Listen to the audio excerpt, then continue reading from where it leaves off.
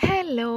അപ്പോൾ ദാ ഇന്നൊരു എക്സാം ദിവസമാട്ടോ. എക്സാമിന് പോകാൻ വേണ്ടിയിട്ട് റെഡി ആവുകയാണ്. ഇപ്പോൾ ടൈം 6:30 കഴിഞ്ഞു കേട്ടോ. ഇനി കോളേജിൽ പോയിട്ട് ഫുഡൊക്കെ കഴിക്കാനുള്ളതാണ്. അപ്പോൾ ദാ റെഡി ആയി കഴിഞ്ഞു. അങ്ങനെ കോളേജിലേക്ക് നടക്കുകയാണ്. ഇപ്പം നല്ല തണുപ്പാട്ടോ. പല്ലൊക്കെ കൂട്ടിയിടിക്കുന്ന ആ രീതിയിലുള്ള തണുപ്പാണ്. ആകെ വിറച്ചാട്ടോ പോകുന്നത്. ഞാൻ ചിരിച്ചുകൊണ്ടാണ് നിൽക്കുന്നതെങ്കിലും നെഞ്ചിൽ ഡും ഡും അടിയാണ് കേട്ടോ. കാരണം എക്സാം അല്ലേ, പേടിയായിട്ട് പാടില്ല. യൂണിവേഴ്സിറ്റിയുടെ കാര്യം അറിയാമല്ലോ, അവരെങ്ങനെ മാർക്കിട്ട് തരുന്നത് എന്താണെന്നൊന്നും ഒരു പിടിയും ഇല്ല. ഞങ്ങളിപ്പോൾ സ്കൂൾ ബസ്സിൽ ഇതാ അങ്ങോട്ട് പോയിക്കൊണ്ടിരിക്കുകയാണ്. അങ്ങനെ ഇതാ എത്തിയിട്ടോ കോളേജിൽ.